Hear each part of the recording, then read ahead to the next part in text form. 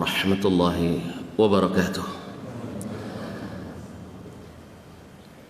الحمد لله نحمده ونستعينه ونستهديه ونستغفره ونتوب إليه ونعوذ بالله من شرور أنفسنا وسيئات أعمالنا من يهده الله فلا مضل له ومن يضلل فلا هادي له.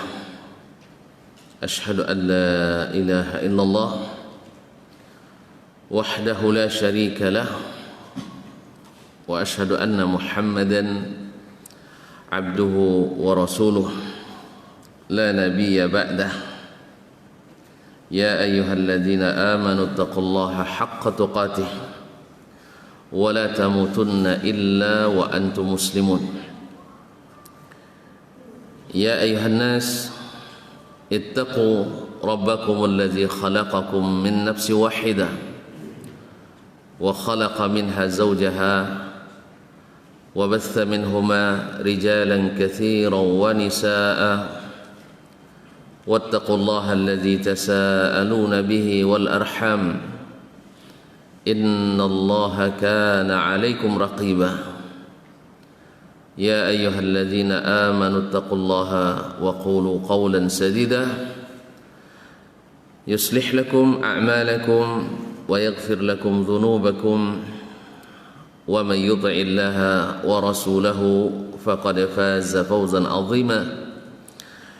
أما بعد فإن أصدق الحديث كتاب الله وخير الحدي حدي محمد صلى الله عليه وسلم وشر الأمور محدثاتها وكل محدثة بدعة وكل بدعة ضلالة. معاشر المسلمين معاشر المسلمات المستمعين والمستمعات والmusyahidin wal musyahidat, para jemaah sekalian yang hadir di Masjid Zaid bin Thabit rahimanillah wa iyyakum. Alhamdulillah, Allah Subhanahu wa taala masih mengizinkan kita untuk menikmati majelis ini bersama-sama, walaupun dalam suasana dan kondisi yang masih mengkhawatirkan seiring dengan meningkatnya kasus, tetapi Allah Subhanahu wa taala melindungi kita dan menyuruh kita untuk mengambil sebab-sebab selamat. Maka kita patuhi aturan yang telah diaturkan dan tidak perlu banyak diperdebatkan, karena taat itu menyenangkan, menenteramkan. Mudah-mudahan Allah SWT dengan demikian menjadikan kita yang lulus ujian dan diselamatkan hendaknya dari segala hal yang berbahaya. Amin ya rabbal alamin. Bersyukur kita pada subuh ini masih bisa berada di majelis ini yang mudah-mudahan majelis yang diberikan rahmat, majelis yang membawa ketenangan dan keimanan, serta dikelilingi para malaikat, dan di penghujungnya kita mendapatkan ampunan dari Allah Subhanahu wa taala. Selawat dan salam kepada baginda Rasulullah sallallahu alaihi wasallam. Yang kita mengaji ini tujuannya tidak lain dan tidak bukan kecuali semakin mendekatkan kita kepada Allah dan mengikat kita dengan sunnah Rasulullah sallallahu alaihi wasallam. Semoga segenap perintahnya dapat kita lakukan sesuai dengan kesanggupan, karena begitulah dititahkan oleh baginda Rasulullah sallallahu alaihi wasallam, ma amartukum bihi fa'tu minhu mastata'tum. Yang aku perintahkan maka lakukanlah sesuai kesanggupan. wa ma nahaitukum anhu fajtanibu. Tetapi segala sesuatu yang aku larang maka jauhi. Jadi tidak ada istilah sesuai kesanggupan, mesti ditinggalkan. Kaum muslimin dan muslimat dirahmati Allah, untuk itulah kita mengaji. Mudah-mudahan semakin hari semakin nikmat bersama Nabi alaihi salatu wassalam. Kembali kita bersama Imam Asy-Syafi'i rahimahullah, salah satu dari a'lamul muslimin, salah satu a'immah yuhtada bihim, imam yang mengikuti mereka insyaallah kita mendapat hidayah. Imam Muhammad ibn Idris ibn al-Abbas Asy-Syafi'i rahimahullah ta'ala. Mudah-mudahan Allah menjadikan kita yang senantiasa mencintai para ulama, menta'zim dan mendudukkan mereka pada posisi yang tinggi, tapi tentu saja tidak melebihi dari apa yang Allah berikan kepada mereka. Yarfa'illahu allazina amanu minkum wallazina utul ilma darajat.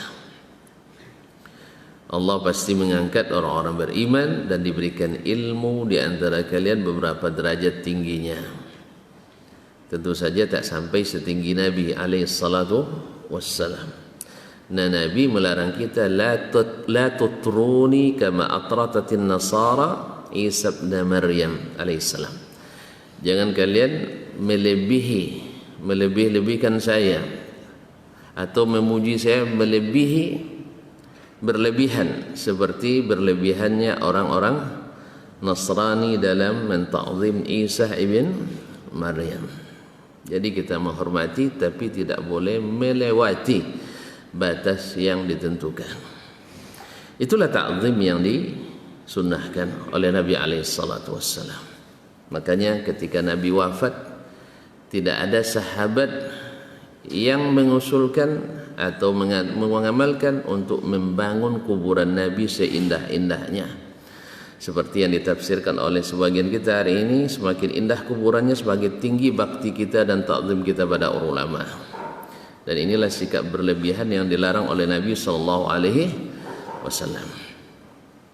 Baik, kembali kepada pelajaran kita. Berkata Imam Asy-Syafi'i rahimahullah, masih berbicara tentang bahasa Arab adalah bahasa Al-Quranul Karim. Oleh itu, memahami Al-Quran salah satu syarat mutlak yang harus dimiliki oleh seorang yang ingin memahami.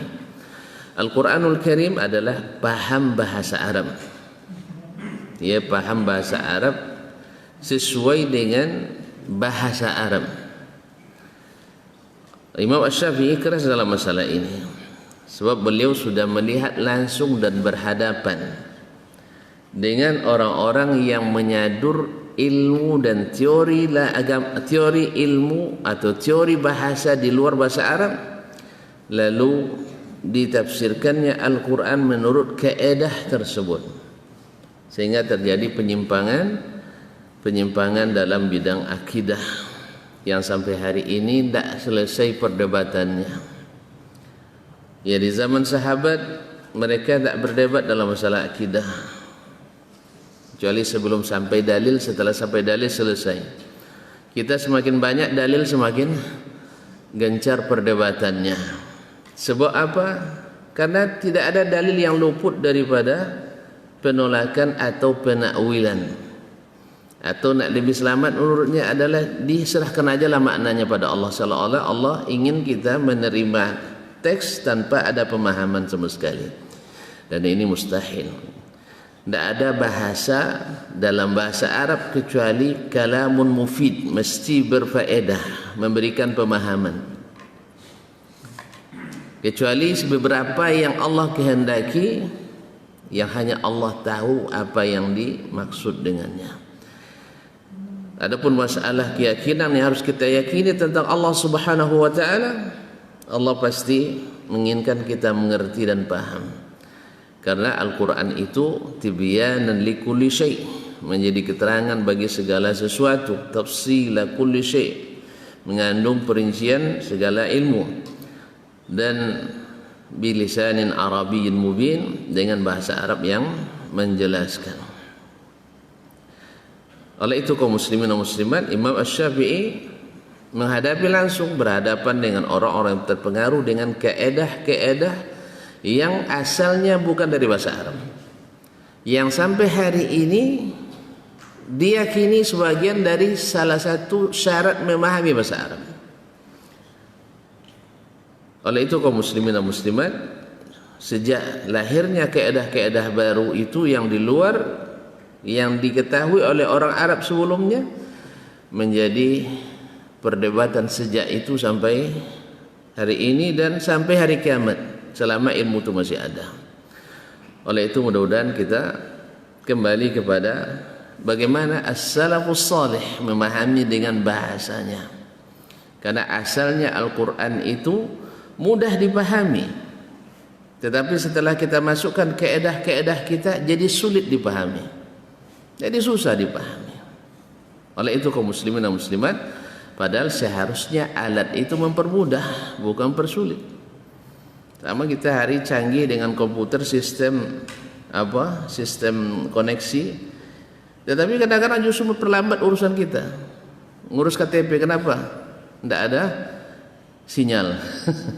Ya dulu kan bikin KTP dengan manual kan, langsung diketik selesai. Kalau sekarang tidak, kalau putus sinyal, siapa rusak, nunggu berapa bulan? KTP berapa bulan?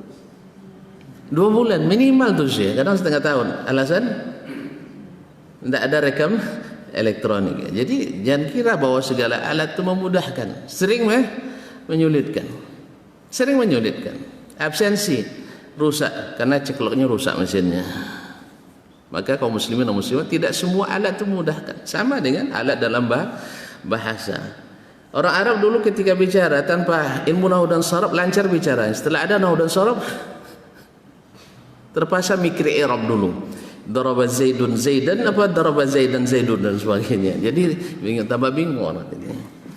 Makanya orang Arab jangan diukur mereka dengan nahwu sharaf.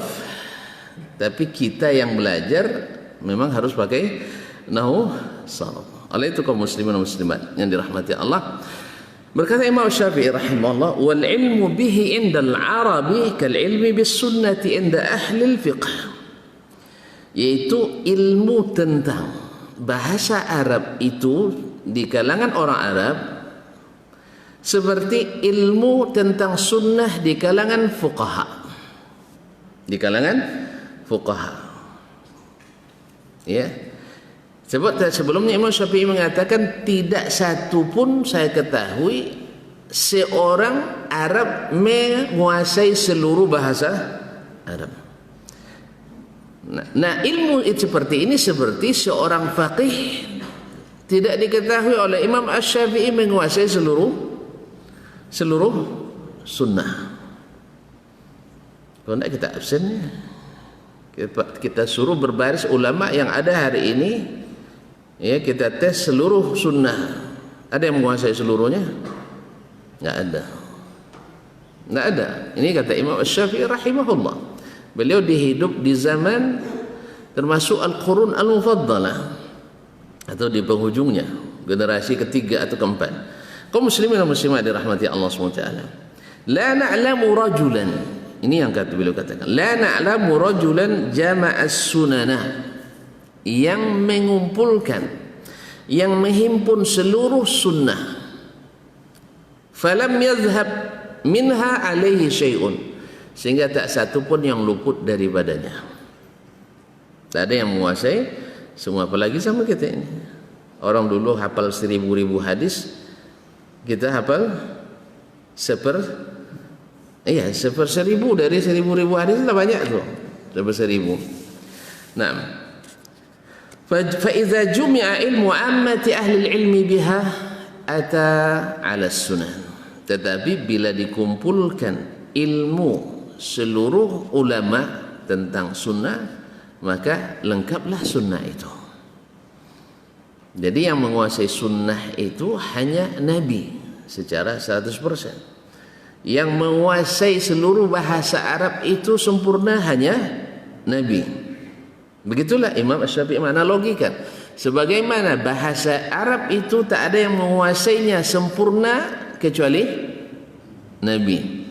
Demikian pula sunnah itu tidak ada yang 100% menguasainya kecuali Nabi sallallahu alaihi wasallam. Oleh itu Imam Syafi'i ingin isyaratkan apa yang telah beliau sebutkan sebelumnya. Tidak boleh taklid kepada siapapun ulama. Bukan taklid pada pemimpin, taklid kepada siapapun ulama. Tidak boleh taklid kita kepadanya dengan makna taklid buta. Pokoknya asal Imam Syafi'i pasti betul semuanya. Asal Imam Ahmad mesti benar semuanya. Asal Imam Abu Hanifah tidak mungkin salah. Itu yang tidak boleh.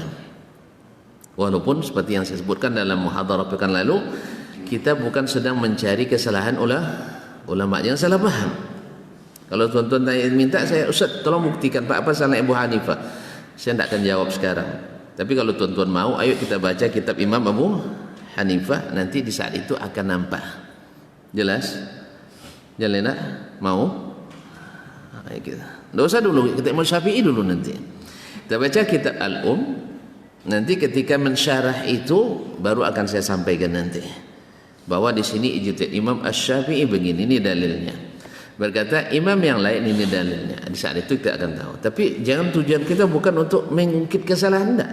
Tapi adalah supaya semangat berilmu itu lahir dan kita menjadikan imam satu-satunya supaya kita benar bersatu adalah Rasulullah sallallahu alaihi wasallam. Karena apa kaum muslimin daripada meninggalkan Nabi sallallahu alaihi wasallam lebih baik meninggalkan yang bukan Nabi. Meninggalkan di sini bukan meninggalkan mutlak begini ndak. Pokoknya ternyata Syafi'i salah, ndak ngaji lagi Syafi'i. Bukan. Kita kayak gitu memang. Lihat kepada ustaz sedikit ada satu salah, besok dah hadir lagi. Iya kan? Iya. Iya memang. Ustaz tuh kenapa ndak ngaji lagi? Oh ndak. Dia begini. Nampak kemarin dia gini-gini kan jenggotnya putus satu katanya. Lah jadi jarah bagi ustaz. Besoknya kenapa nak ngaji lagi? Dia jatuh jenggotnya. Iya kan? Betul kan? Ngaku aja lah Pak. Iya. Atau saya lihat kemarin dia minum tangan kiri. Padahal sekali tak sengaja kadang. Tangannya mungkin sedang sakit dan sebagainya. Bukan itu maksudnya. Makanya ketika kita katakan meninggalkan ulama, jangan tafsirkan seperti itu. Ini kadang harus detail-detail betul kadang. Saya tidak mau sebenarnya terlalu detail, cuman sebagian orang hatinya bermasalah. Ada bahasa yang sedikit akan diangkat, yang banyak yang benar tak diangkat, yang salah itu yang diangkatnya. Jelas semua kaum muslimin? Saya ulang lagi. Ya, ketika saya mengatakan daripada meninggalkan Nabi lebih baik meninggalkan wali. Ya. Jelas? Maksudnya bukan maknanya sejak salah satu masalah itu kita tidak mau dengar dia, bukan itu. Sesuai kebiasaan kita hari ini. Kita kalau lihat ustaz salah sekali saja dah gugur semuanya, tidak boleh lagi ngaji dengan. Kenapa? Nah, kenapa? Kemarin tidak sholat berjamaah katanya. Sekali aja. Jadi kaum muslimin dan muslimat dirah. Ya Pak ya. Itu kita. Atau kemarin 4 khutbah salah satu baca ayat satu kali. Tak bisa dipakai ni ustaz. Iya kan? Betul kan? Ngaku aja lah. Kami mengalami, teman-teman saya di kuliah ramai waktu di Madinah begitu. Sampai-sampai ada yang mengatakan Syekh Huzaifi tidak ahli sunnah kan? Masya Allah. Dan sini ada banyak di sini. Kaum muslimin. Syekh Huzaifi tidak ahli sunnah. Padahal dia imam masjid. Imamnya imam masjid Nabawi. Nah, kaum muslimin ada memang. Karena apa? Karena dia lihat mungkin sesuatu yang tidak sesuai dengan keinginannya. Kita bukan itu maksud kita. Itu yang maksud saya jelaskan ya. Bukan itu maksud kita. Meninggalkan ulama lebih baik daripada meninggalkan Nabi. Bukan maksudnya sekali ini salah dia langsung kita tinggalkan selamanya. Pokoknya Nabi terus. Bukan. Nasa paham tak? Saya ulang lagi nya. Bagi yang nonton kadang-kadang kan tidak jelas suaranya kan. Kaum muslimin dan muslimat. Saya ulang lagi. Bahwasanya Imam Asy-Syafi'i ingin isyaratkan karena tak satu pun alim ulama yang menguasai seluruh sunnah Pasti ada yang luput daripadanya, bahwa disitulah letaknya karena dia tidak sempurna, mungkin keliru atau salah. Di samping lupa ada. Kalau Nabi lupa, Allah yang ingatkan. Kalau ulama lupa, siapa yang ingatkan? Kadang murid-muridnya segan mengingatkannya.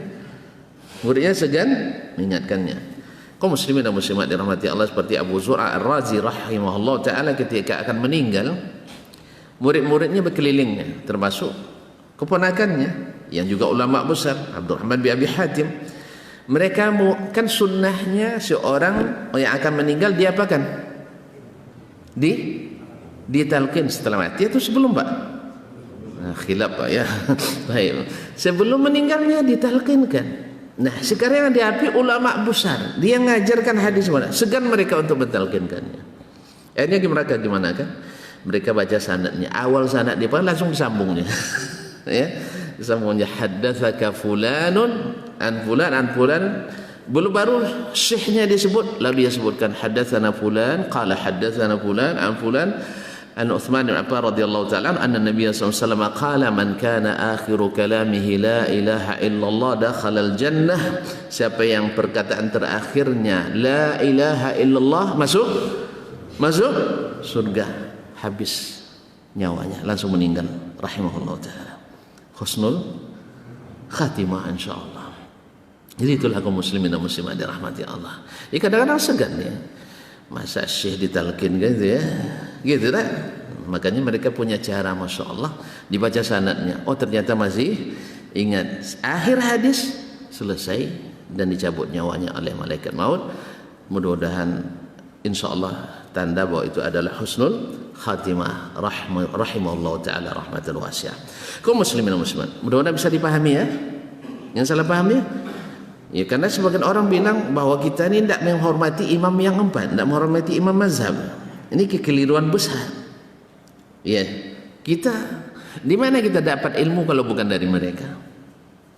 Langsung kita bertemu Rasulullah SAW, nggak ada kita yang ketemu Nabi SAW. Ilmu itu diwarisi semuanya. Cuman semangat Imam Syafi'i ini yang kita ambil, bahwa beliau ambil ilmu saya, tapi tolong jangan taklid kepada saya. Itu semangat itu. Bukan berarti kita mengatakan, oh antum bisa mujtahid seperti Mas. Bukan, sekali lagi bukan. Cuman kita minta tolong kepada ulama mujtahid lainnya. Jadi jangan diadu ya antara Dasman dengan Syafi'i, Imam Syafi'i, jangan ya. Tidak lawan. Sama tuan-tuan main bola nanti hari ini suruh beradu dengan siapa pemain bola terbaik sekarang? Messi, Masya Allah. Masya Allah, berapa transfernya ya? Kaum muslimin dan muslimat dirahmati Allah, diadu beliau dengan itu tidak sesuai, tidak masuk itu kaum muslimin dan muslimat. Sama dengan dulu orang kalau nak mencemooh tajamnya pedang seorang, masya Allah pedang kamu tajam sekali belah betik, tahu betul? Pepaya. Saya sengaja pakai bahasa apa? Sekali belah langsung, sekali apa? Langsung tu belah, tajam tu, botiak. Pepaya matang. Dia nak mengukur tajamnya pedang dengan pepaya, bagus? Enggak. Jelas? Jadi jangan adu antara Imam Asy-Syafi'i dengan Dr. Dasman. Itu tidak sesuai, bukan itu maksudnya. Kita mengambil dari ulama yang sekelasnya. Kan itu kan? Coba lihat buku-buku fikih kita, berkata Abu Hanifah. Ya kan? Ini adalah mubah. Berkata Imam Malik, ini hukumnya wajib misalnya. Berkata Imam Asy-Syafi'i dan Ahmad, hukumnya sunat. Kan gitu orang tu. Lalu disebutkan istadalla Abu Hanifah. Abu Hanifah berdalil. Lalu sebutkan dalilnya. Wastadalla Syafi'i. Imam Syafi'i berdalil, sebutkan dalilnya. Sah? Kemudian Ahmad dan Malik dan Ahmad berdalil, sebutkan dalilnya. Lalu datang ulama, berkata Imam An-Nawawi, was-sahih, yang benar adalah mazhabnya Imam Malik, walaupun dia Syafi'i. Kadang-kadang Imam Nawawi mengatakan min haitsun nazar, kalau menurut logikanya pendapat Syafi'i lebih kuat katanya. Lakin min haitsul istidlal, dari sisi dalil perkataan Malik lebih kuat. Boleh aja kan? Nah, apakah tuan-tuan berani mengatakan Imam Nawawi tidak menghormati Syafi'i? Ya enggaklah. Ini yang harus dibangun, kedewasaan ilmu seperti ini. Jelas? Sekarang jelas sekali. Tidak jelas, tidak selesai gaji kita. Jelas sekali kedewasaan ilmu yang harus ini. Jadi kita tidak baperan dalam berilmu. Ketika kita lemahkan sebuah hadis, dalilnya Imam Syafi'i lemah, kamu siapa? Imam Syafi'i enggak tahu hadis. Bukan. Kita tahu dari siapa? Dari Imam Ahmad. Kita tahu dari Imam Abu Zur'ah, dari Abu Hatim. Orang-orang yang sekelas. Bahkan mungkin dari sisi hadis lebih tinggi kelasnya dari Imam Asy-Syafi'i rahimahullah ta'ala. Bukan saya, jangan salah paham. Saya tak mungkin saya meneliti lagi dari hadis dari awal, enggak. Hanya menukil, walaupun kadang kita tidak sebutkan siapa yang mengatakannya, karena kita bukan hafiz seperti mereka. Dulu Abu Zur'ah hafal, dia berkata 10 10. Imam Nawawi dulu hafal, dia berkata imam ini imam itu. Kita kan enggak kan? Daripada salah sebut nanti perkataan Abu Hanifah dijadikan perkataan Imam Malik, perkataan Malik jadikan perkataan Syafi'i. Saya pernah ujian seperti itu. Teman-teman saya tidak menyebutkan nama orang yang mengatakannya, tinggi nilainya. Awak kan ada sebutkan salah pasang. Perkataan itu benar semuanya, cuma salah, sebagian salah pasang. Misalnya seorang rawi berkata Imam Ahmad thiqah, berkata Yahya bin Ma'in laisa bihi ba'sun. Nah, perkataan Ahmad saya masukkan ke Yahya bin Ma'in, perkataan Ma'in kepada Ahmad. Salah enggak? Salah jadinya. Tapi teman-teman bagus. Dia bilang qala ba'dul ulama, sebagian ulama berkata laisa bihi ba'sun, berkata yang lain thiqah, yang lain saduqun. Benar enggak? Ya benar. Walaupun isinya sama. Jelas? Jadi ketika kita tidak menyebutkan orangnya, ya karena takut kita salah nisbatkan. Berapa banyak salah nisbat kita? Ya, sana dalam muzakarah ilmu pernah saya orang ustaz, saya hafal yang lain, dia hafal yang lain. Akhirnya karena dia ya senior dari kita katakan barangkali dia lebih benar. Pulang dibuka buku ternyata saya yang benar. Nah, itu biasa. Jadi itu kalau kaum muslimin dan muslimat, cara selamat ya ujian ya. Waktu ujian nanti salah selamat. Kalau tidak hafal betul dhabitnya, sebutkannya berkata sebagian ulama, kan tidak salah kan? Kan ada sebagian yang mengatakan begitu. Itulah kaum muslimin. Mudah-mudahan ini bisa dipahami, karena poin ini sering menjadi titik permasalahan di antara kita. Anda lebih hebat dari Syafi'i, lebih bukan demi Allah tidak. Fa iza juma'il mu'amati ahli ilmi biha ata 'ala sunan, apabila dikumpulkan ilmu umumnya para ulama, maka akan hadir seluruh sunnah. Wa idza furriqa ilmu kulli wahid minhum zahaba ilai syai'un minha, apabila dipisahkan, maka pasti ada 1, 2, 3 dari sunnah itu yang luput dari pengetahuannya. Dan ini jelas. Nanti Syekh Ahmad Syakir akan tunjukkan kepada kita. Ketika Imam Ahmad menulis kitabnya Al-Musnad, barangkali enggak ada yang tak tahu Musnad Imam Ahmad rahimahullah ta'ala.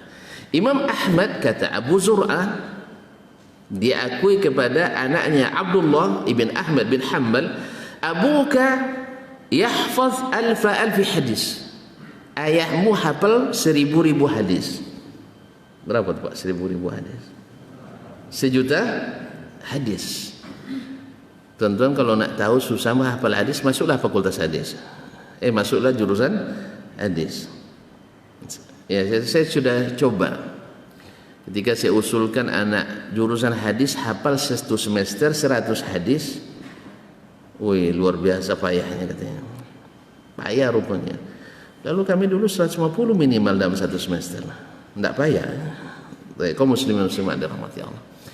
Akhirnya minta 40 hadis. 40 pun tidak ada yang mencapai, kecuali 2-3 orang. Dari 40 orang kadang yang hafal 40 hanya 5 orang. Selebihnya kebanyakan 20. Dan tidak sedikit yang hanya 10. Ternyata susah rupanya ya. Tapi susah menghafal hadis itu. Kaum muslimin dan muslimat dirahmati Allah. Nah, Imam Ahmad hafal 1.000.000 hadis. Dan hafalnya bukan setiap baca satu kalimat ditunjukin, tidak. Seperti lancarnya kita membaca Alhamdulillahi Rabbil Alamin sampai waladdallin, sampai situ dia. Seperti lancarnya itu hafalannya. Dimanapun, kapanpun, seperti apa, mati lampu pun tidak masalah begitu. Nah, kaum muslimin dan muslimat. Nah, dia tulis musnad dari 750.000 hadis disaringnya, sehingga tinggal sekitar 30.000 hadis. Baik, lalu dia katakan di mukaddimahnya, saya kumpulkan, saya saring kitab ini dari 750.000 hadis. Maka siapa yang ingin mendapatkan sunnah, kembali ke kitab ini. Bila ada yang ikhtilaf dalam masalah sunnah, ini jadi pengadilnya. Dan bila kalian temukan tak ada dalam kitab ini hadis, berarti bukan sunnah. Coba bayangkan. Lalu kita lihat dalam Sahih Bukhari banyak hadis sahih, tapi tak ada dalam musnad Imam Ahmad. Jelas. Padahal beliau katakan tadi, ini dari 750.000 hadis saya saring. Dan apapun yang ikhtilaf orang dalamnya, balik ke sini. Sebab semuanya sudah ada di sini. Ternyata banyak hadis dalam Sahih Bukhari tidak ada dalam Musnad Ahmad. Dalam Sahih Muslim tidak ada dalam Musnad Ahmad. Dalam Kutubus Sittah tidak ada dalam Musnad Ahmad. Dulu Imam Al-Bukhari mengatakan ini secara teoritis. Dia secara teori, karena Ahmad belum menyusun musnadnya waktu itu. Imam Bukhari belum menyusun Sahih. Ashabul Kutubus Sittah belum menulis kitab-kitabnya. Imam Syafi'i hanya mengatakan andainya ada nanti ulama mengumpulkan sebagian besar hadis, yang lain mengumpulkan sebagian kecilnya, dan seterusnya, maka ini saling menyempurnakan. Secara teori itu sudah ada dalam pikiran Imam Syafi'i rahimahullah ta'ala.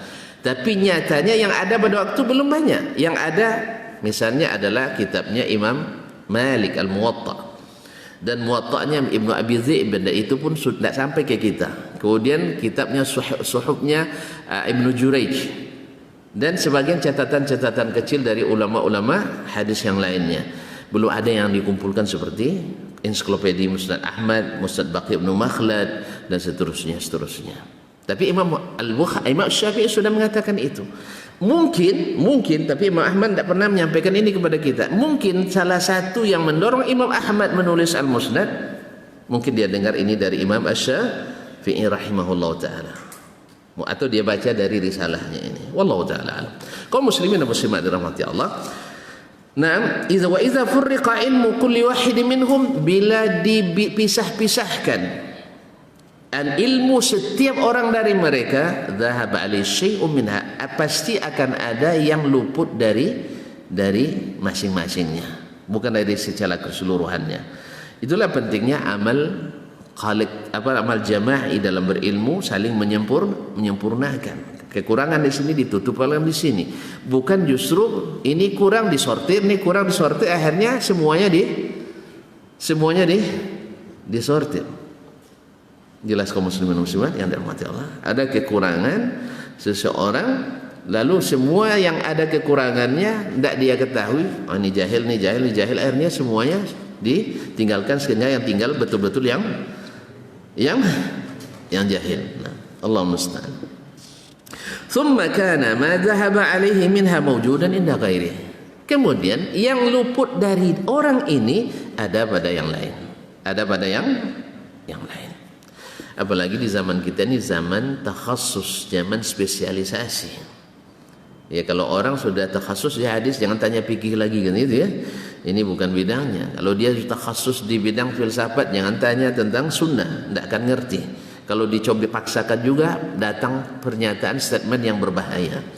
Makanya lihat takhassus. Dia takhassusnya di bidang taklim, pendidikan. Lalu ditanya tentang ilalul hadis, tidak masuk nanti. Sakit jadinya. Nah, makanya berbicara sesuai bidang masing-masing. Sama hari ini, ya, banyak kita ustadz yang bicara tentang pandemik, iya kan?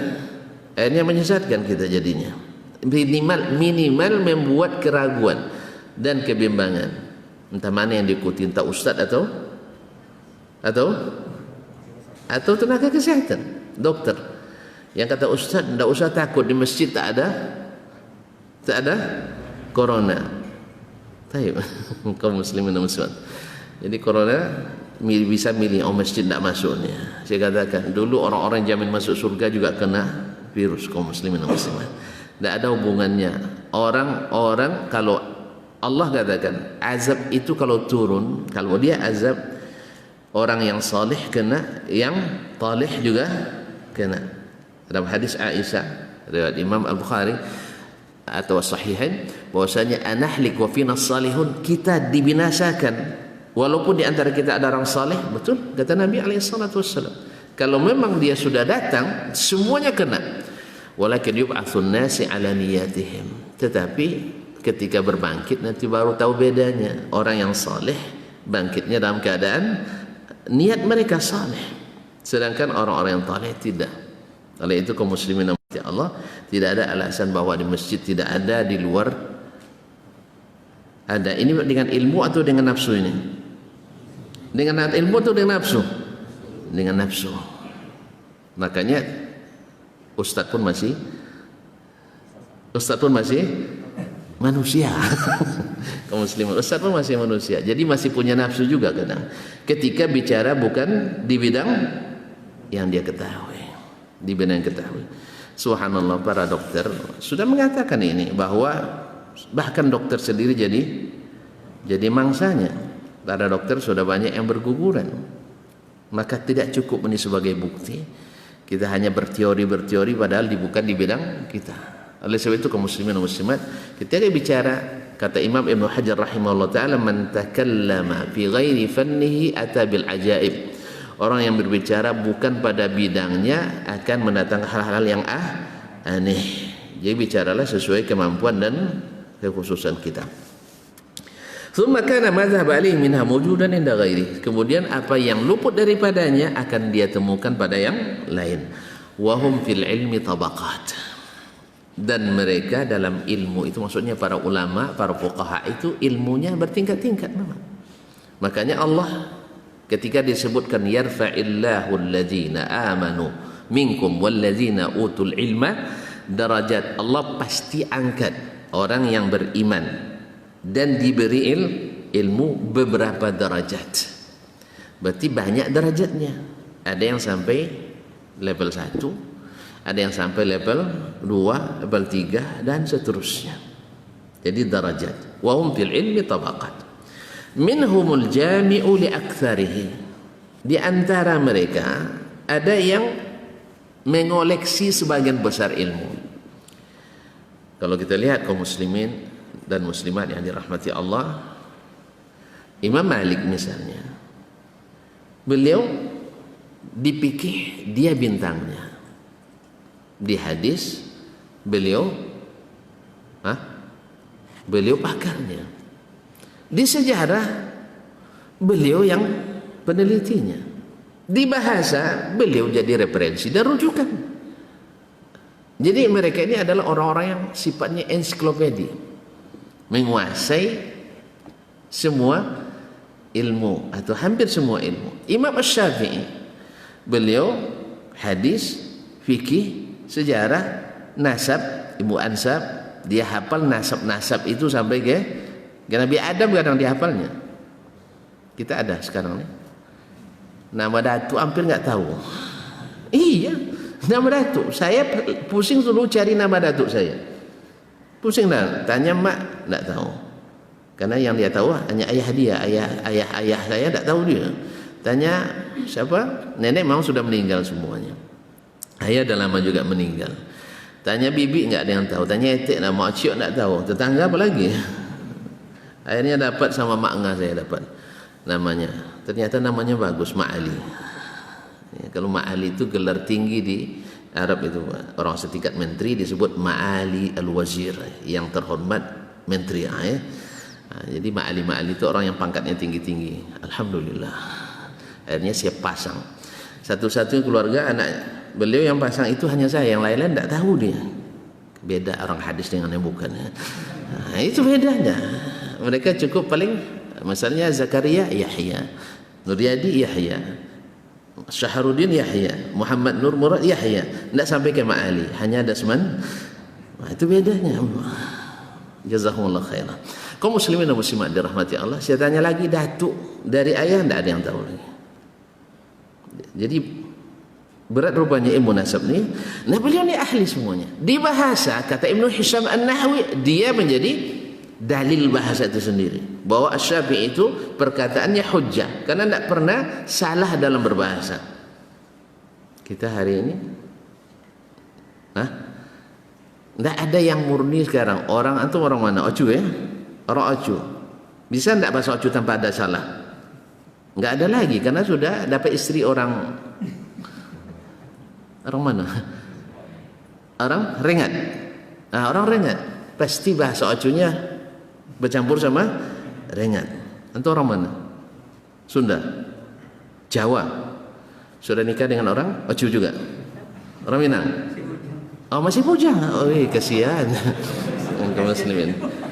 Kalau sekarang mungkin bahasa Jawanya masih oke, tapi besok udah nikah udah berubah lagi. Jadi kita ini tidak ada yang sempurna bahasanya. Masuk orang Minang yang terkenal pakai bahasanya istiqamah, tapi sampai di Pekan berubah juga dikit. Iya tak? Sama. Jawa juga Sunda. Tapi Imam Syafi'i tidak berubah bahasanya. Tidak berubah. Dia lahir di Gaza, jalur Gaza. Kemudian pindah ke Makkah, karena hari itu bahasa Arab masih terjaga dengan baik. Sekarang kita bahasa Indonesia aja, guru bahasa Indonesia hari ini sebagian besar tidak pandai berbahasa Indonesia. Sebab apa? Karena sudah diserang habis-habisan oleh bahasa asing. Iya tak? Pasti teorinya pakai bahasa asing, sehingga bahasa Indonesia Raya yang kaya raya ini hilang dengan sendirinya. Kalau tak pakai bahasa istilah asing, tak paham bahasa Indonesia. Ini adalah kelemahan kita. Ya, para ahli, para pakar, para profesor lebih senang menggunakan istilah asing daripada istilah bahasa Indonesia.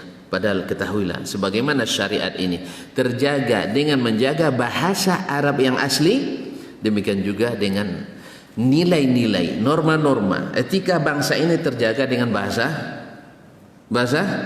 aslinya bahasa Indonesia. Ini mudah-mudahan jadi pemikiran kita secara serius. Seringlah menggunakan istilah, khususnya kepada para dosen saya harapkan. Ya, jangan digiring mahasiswa untuk berbahasa asing lebih banyak daripada bahasa Indonesia. Ini kadang-kadang bikin judul skripsi harus ada istilah asing dalam, kalau tidak ilmiah. Kalau bikin tulisan makalah harus ada istilah asing, kalau tidak ilmiah. Kalau saya punya kebijakan, saya katakan wajib hukumnya pakai bahasa Indonesia seluruh tulisan. Cuma kita tidak punya kebijakan, itu masalahnya. Sebab apa? Negara-negara maju dunia pakai bahasa asli. Negara-negara maju di dunia semuanya pakai bahasa aslinya masing-masing. Silakan dipelajari. Kaum muslimin dan muslimat dirahmati Allah. Di sinilah Imam Syafi'i ini ngotot supaya syariat ini terjaga dengan baik, supaya kita menjaga bahasa Arab ini dengan baik. Baik, kaum muslimin dan muslimat dirahmati Allah. Habis waktu, masih banyak. Ya, masih banyak waktu. Yang bagian kita tinggal dikit. Baik, kaum muslimin. Wa hum fil ilmi tabaqat, mereka bertingkat-tingkat. Fa minhumul jami'u li aktsari, ada yang mengumpulkan lebih banyak. Wa in zahaba anhi ba'du, sekalipun ada yang luput sedikit daripada atau sebagiannya.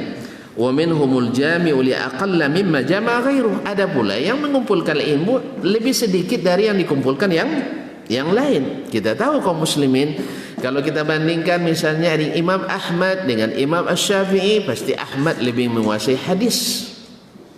Ya, dari sisi riwayatnya. Tapi kalau di sisi fikihnya Asy-Syafi'i lebih hebat dari Imam Ahmad atas pengakuan mereka berdua. Imam Ahmad mengakui, kalau saya luput dari fikihnya Syafi'i ini banyak yang lewat, tidak paham. Tapi Imam Syafi'i mengakui, kalau Ahmad, kalian lebih tahu tentang hadis dari saya. Gitu. Kan mantap kalau seperti ini. Karena apa? Mereka dulu memang kaum muslimin dan muslimat manhajnya sama, yaitu mencari kebenaran, bukan mencari ketenaran dan pembenaran, sehingga beda takhasus saling mengakui. Kalau kita masih satu spesialisasi, tidak bisa saling mengakui. Kenapa? Karena yang kita bawa berbeda-beda. Karena tidak lagi menjadikan Rasulullah sebagai satu-satunya imam kita, tidak menjadikan Nabi sebagai satu-satunya imam kita. Kalau ada dari Rasulullah SAW, harus kita sesuaikan dengan apa yang sudah kita yakini dan putuskan. Karena metode kita, cari dulu pendapatnya, putuskan dulu amalannya, baru cari dalilnya. Mereka dulu tidak.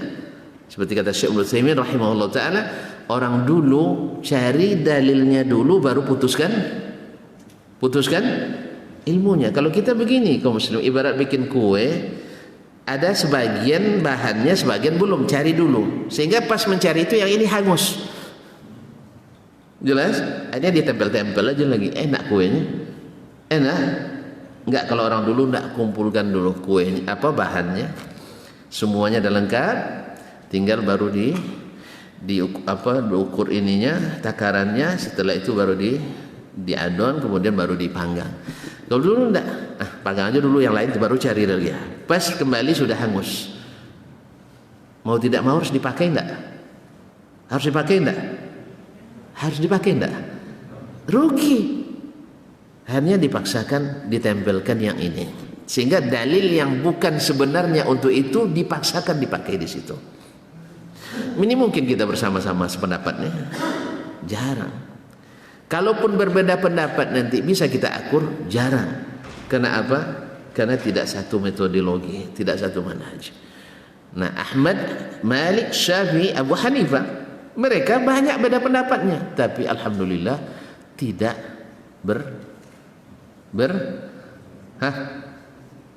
bukan tidak berselisih, tidak bermusuhan, ya, tidak bermusuhan dan saling merendahkan. Alhamdulillah saya tidak menemukan Imam Syafi'i merendahkan Malik, tidak menekan bahwa Syafi'i sok-sok tahu. Kata Malik, ya, Syafi'i ini sok-sok tahu, saya ngajar dulu, kan enggak ada dia bilang gitu. Iya tak? Sebagaimana murid-murid Abu Hanifah juga tidak pernah merendahkan Asy-Syafi'i walaupun sering berdebat dengannya. Kita belum berdebat melalui media, debat sudah saling menjatuhkan. Itulah kaum muslimin dan muslimat, pentingnya untuk kembali menjadikan imam kita yang sesungguhnya adalah Rasulullah sallallahu alaihi wasallam. Soal nak ikut metode mazhabnya Syafi'i, wajar saja, tidak ada masalah. Metodenya Imam Malik, silakan, tidak ada masalah. Cuman ketika mereka nanti bertembung atau ketika mereka nanti tak sama ininya, ya kita sepakat aja. Ini dalil dari Rasulullah sallallahu alaihi wasallam. Kita sama-sama dahulukan itu. Kalau ini sudah tercapai, insya Allah kita akan kuat. Ini yang ditakuti oleh orang itu. Bukan teriak-teriak di jalan itu. Teriak-teriak di jalan itu main kucing-kucingan banyak mereka. Kasih aja silakan. Setelah itu nanti kerjanya tetap diteruskan. Kaum muslimin dan muslimat dirahmati Allah. Walaysa qalilu ma dhahaba min as-sunani ala man jama' aktsara dalilan ala an yutlaba ilmu inda ghairi tabaqatihi min ahli ilmi. Bahwasanya ada sedikit dari yang luput dari orang yang mengumpulkan sebagian besar sunnah. Ya, ini dia tahu sebagian besar sunnah. Siapa misalnya di ulama paling tahu dengan sunnah pada hari ini misalnya. Taib. Lalu kita katakan, oh ada sunnah yang tidak ketahui, berarti tidak ada di zaman ini lagi. Kan itu sebagian, kan semua yang tidak dikenal oleh sebagian kita mungkin mengatakan seluruh hadis yang tidak diketahui oleh Syekh Al-Albani misalnya bukan hadis sahih. Ada enggak yang meyakini seperti itu? Tidak ada, alhamdulillah. Kalau ada, tolong dicabut keyakinan itu. Ya. Kalau tuan-tuan tidak menemukan, saya sudah menemukannya. Di antara teman-teman saya, ya, ada yang mengatakan seluruh hadis yang tidak diketahui oleh Al-Albani bukan hadis. Dan ini bukan pertama kali. Dulu orang sudah mengatakan itu. Seluruh hadis yang diketahui oleh Imam Ahmad bukan hadis. Dan sampai hari masih ada seluruh hadis yang tidak diketahui oleh Imam Syafi'i bukan hadis. Ada yang sekarang enggak emang gitu? Banyak. Tidak mungkin Imam Syafi'i nggak tahu. Oleh sebab itu karena dia tahu, dia tinggalkan, kita tinggalkan pula. Kan ada yang seperti itu. Ada nggak? Masih banyak. Jadi bukan semua yang fanatis pasti akan berkeyakinan seperti ini. Tapi Imam Syafi'i ngajar kita keluar dari kungkungan fanatisme ini. Jelas? Bahwa walaupun Imam Ahmad di zamannya orang yang paling alim tentang hadis, Imam Syafi'i berani mengatakan bahwasanya bukan semua hadis itu dia ketahui. Dan ini tidak menjadi bukti bahwa mesti dicari di tingkat yang lain. Artinya bukan di masa Imam Ahmad nggak ada lagi, pasti di tingkat Imam Malik adanya. Tidak. Kata Imam Syafi'i tidak. Laisa dalilan ayyutlaba ilmu inda ghairi manfaatahu, afwan inda ghairi tabaqatihi. Bukan menjadi bukti bahwa kita harus cari di tingkat yang lain. Di tingkat itu masih ada yang mengetahuinya. Seperti kata pepatah, rubbama tajidu fil nahri ma la tajidu fil bahri. Syekh kami Profesor Anis Tahir al-Indonesia sering mengulang-ulang ini. Rubbama tajidu fil nahri ma la tajidu fil bahri. Bisa saja engkau mendapatkan di sungai sesuatu yang tak kau dapatkan di lautan yang luas. Saya nak tanya, ikan bocek itu bocek? Tak tahu ya. Ikan gabus. Ya, nak tuan itulah nama asli, lupa. Iya kan? Ikan gabus. Gabus. Tahu ikan gabus? Di mana adanya? Sungai Kampar, Sungai Siak. Enggak, di sungai-sungai kecil. Ya, kalau apa namanya sungai-sungai sungai-sungai di hutan itu kan, rawa-rawa, iya kan? Enggak ada di laut, Pak. Saya enggak tahu, ada enggak? Saya tanya istri saya nanti di ahli perikanan. Kaum muslimin wa muslimat. Enggak ada. Tai ikan kopi atau kopi.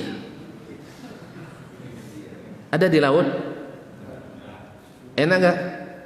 Apalagi kopi enggak bertulang. Nah, itu hanya di kuah yang ada. Jadi kamu dapatkan di sungai enak, segar, nikmat, tapi tidak dapat di lautan yang luas. Buktinya apa? Maka ada hadis kata Imam Ahmad tadi, kalau tak ada dalam musnad ini bukan sunnah. Ternyata masih banyak orang selevel Imam Ahmad yang ilmunya kurang dari Imam Ahmad mengeluarkan hadis yang tidak ada dalam musnad Imam Ahmad. Jadi yang dicatatkan oleh Imam Syafi'i secara teori terbukti bahwasanya jangan dicari ilmu itu pada tabaqat yang lain, ada pada tingkatan itu, level itu. Artinya apa? Maka tidak akan boleh ada lagi tingkat ucapan seperti ini. Semua hadis yang tidak diketahui oleh Syekh Al-Albani bukan hadis itu tidak boleh ada pada hari ini. Bahwa ada mungkin sebagian hadis diketahui oleh ulama yang lain, Imam Al-Albani tidak mengetahuinya. Atau bisa saja jangan katakan bahwa seluruh masalah yang tidak dibahas oleh Syekh bin Baz itu tidak boleh dibahas, juga salah. Semua yang tidak dipatuakan oleh Syekh Utsaimin bukan fikih, ini keliru besar. Karena Imam Syafi'i katakan tidak satu pun alim menguasai seluruh sunnah. Tapi itu bukan menjadi dalil bahwa sunnah itu hilang dari level itu. Pasti ada yang lain yang menguasainya. Saya kira jelas sekali ya. Jelas sekali ya. Oleh sebab itu, itulah sebabnya tidak boleh taklid buta. Dan jangan pula ditafsirkan bahwa ketika saya katakan tidak boleh taklid, kita jadi ahli ijtihad langsung. Tidak. Harus dibedakan. Taklid buta artinya terpaku pada seorang imam, tidak boleh beranjak dari situ. Dan juga tidak ada yang bisa konsisten seperti itu. Siapapun yang bermazhab seperti itu hari ini tidak bisa konsisten. Orang Maliki misalnya tidak boleh keluar dari mazhab Maliki, dia banyak keluar dari mazhab Maliki. Orang yang mengatakan mesti bermazhab Syafi'i, tak banyak yang meninggalkan mazhab Syafi'i dalam masalah-masalah tertentu. Oleh sebab itu tidak ada yang bisa konsisten. Nah, kalau memang tidak bisa berpaku pada seorang imam itu, maka berpakulah pada Rasulullah sallallahu alaihi wasallam. Saya kira tidak ada yang bahaya. Ada bahaya nih. Orang bilang kalau ikut Nabi bahaya nanti. Gimana bahaya? Saya tidak paham juga gimana kaum muslimin. Karena saya dengar tidak sedikit dari para ustaz hari ini mengatakan kalau kita ikut Nabi berbahaya. Subhanallah, di mana bahayanya? Kalau kita paham Al-Quran, ya, agak paham hadis, tanpa ikut syekh berbahaya. Dari mana? Kaum muslimin, saya tidak paham. Tidak paham. Sebab saya termasuk yang tumbuh dari mazhab. Alhamdulillah kalau di pondok, walaupun ya kita masih mentah waktu itu kan, mazhab kita mazhab Syafi'i. Ketika belajar di Madinah, ya saya juga sering merujuk ke mazhab Syafi'i, sehingga digelar oleh guru fikih saya, ya Syafi'i. Kalau manggil saya bukan das panggilnya, ma qauluka ya Syafi'i. Apa yang kau katakan Syafi'i? Ya untuk beri semangat. Siapa kita berat dipanggil Syafi'i, tapi menisbatkan ke mazhab Syafi'i rahimahullah taala. Kenapa? Karena memang dasar kita di situ. Tetapi kita dididik oleh para masyayikh kita untuk tidak pakemnya Syafi'i saja, tidak. Kita jadikan Rasulullah SAW sebagai rem utama kita. Di mana bahayanya? Saya tidak tahu di mana bahaya. Kita ngajak orang sholat seperti Nabi SAW, bahaya. Di mana bahayanya? Tuan-tuan, di mana bahaya? Saya ngajak orang untuk berhari raya seperti Nabi SAW berhari raya. Ada bahayanya? Menguburkan jenazah seperti Nabi menguburkan jenazah, ada bahayanya? Enggak. Kalau tuan-tuan misalnya merasa enggak cukup dengan apa yang dilakukan Nabi, nak nambah itu urusan tuan-tuan. Tapi jangan bilang ikut Nabi berbahaya. Ini bahaya nih kaum muslimin yang dirahmati Allah SWT. Di mana bahayanya? Saya tidak mau berzikir kecuali yang ada dari Nabi SAW. Di mana bahayanya? Oh, banyak ulama yang menggunakan zikir, itu urusan mereka. Saya tidak mau ganggu mereka. Kalau mereka yakin dengan itu, silahkan. Ya, kita tidak akan katakan bahwa seluruh yang berzikir berbeda dengan zikir Nabi masuk neraka. Itu bukan urusan kita. Jelas? Jelas loh? Masalah neraka, surga tak ada di tangan kita. Kita hanya mengatakan saya tidak mau berzikir kecuali seperti zikirnya Nabi. Selesai. Saya tidak mau nambah-nambah lagi karena saya yakin itulah yang terbaik, yang paling sempurna. Tapi bagi yang merasa belum yakin dengan itu silakan. Karena masing-masing kita nanti tidak ditanya per kelompok. Jelas? Ya Pak ya. Nanti kelompok Zaid bin Sabit maju. Tidak begitu. Ini mohon maaf tuan-tuan. Kita tak ditanya dengan mazhab Syafi'i, tidak. Tak dipanggil dengan mazhab Hanabilah, tidak. Semuanya dipanggil satu-satu. Bahkan ayah dan ibu kita tidak bisa ikut campur. Kecuali setelah ada keputusan Allah Tabaraka wa Ta'ala. Si fulan, kamu berhak masuk neraka. Nanti Allah izinkan misalnya, karena ada kebaikannya, keikhlasannya, kita tidak mengetahui, hati orang kita nggak tahu. Mungkin banyak dia melanggar, tapi ada amalannya subhanallah Allah yang sangat berkesan di sisi Allah.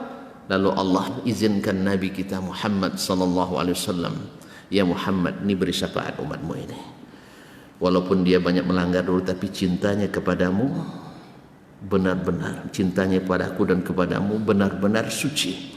Cuma dia salah dalam berbuat, maka saya maafkan, tolong beri syafaat. Atau kita yang di majelis ini Allah izinkan, mungkin Pak Haji lebih banyak pahalanya kan, tolong beri syafaat sama Desman ya, dan sebagainya. Karena di antara syafaat itu adalah syafaat orang-orang beriman kepada orang-orang yang beriman. Makanya berkumpul kita ini banyak sekali manfaatnya, atas dasar takwa berkekalan sampai hari akhirat nanti insyaallah taala. Amin ya rabbal alamin. Baik, kaum muslimin dan muslimat dirahmati Allah, walaysa qalilu madhaba min as-sunnah ala man jama'a aktsaraha dalilan ala ayutlaba al-ilmu inda ghairi tabaqatihi min al-ilmi. Tidak sesuatu yang tidak dikuasai oleh yang mayoritas ilmu dia kuasai, tapi ada sebagian yang tidak ada padanya, tidak kita katakan semua yang tidak diketahui oleh sepulan bukan hadis, bukan sunnah, bukan fikih, ini keliru. Ada pada orang yang sezamannya, ada pada orang yang sezamannya. Bal yutlabu inda nuzaraihi madzaba alaihi. Akan tetapi kata Imam Syafi'i dicari dengan orang-orang yang selevel ilmunya dengannya di masanya. Di masanya. Sebab apa? Akan ada nanti kesepakatan para ulama bahwa umat ini tidak akan pernah sepakat dalam kesesatan. Berarti kalau ada ilmu yang luput, yang dengannya kita sesat, itu mustahil akan ada di suatu zaman. Makanya masing-masing ulama menyempurnakan ilmu ulama yang lain. Hatta yu'ta ala jami'i sunani Rasulullah sallallahu alaihi wasallam, dicari dengan yang seangkatannya sampai didatangkan sunnah Rasulullah secara sempurna. Bi abi huwa wa ummi, aku tebus beliau yakni Rasulullah sallallahu alaihi wasallam dengan bapak dan ibuku.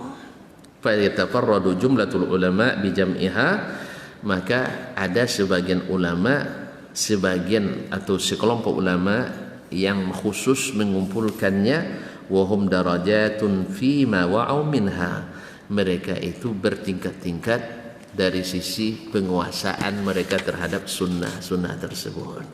Ini dikatakan oleh Imam Asy-Syafi'i secara teori dulu, dan alhamdulillah tidak lama setelah itu lahir kitab-kitab besar. Musnad Ahmad wafat 241, Sahih Al-Bukhari wafat 256, Sahih Muslim 262, kemudian Imam Abu Daud 279, Imam At-Tirmizi 275 atau 279 terbalik saya tadi, kemudian Imam An-Nasa'i 313 dan Ibnu Majah, dan kitab-kitab hadis lainnya.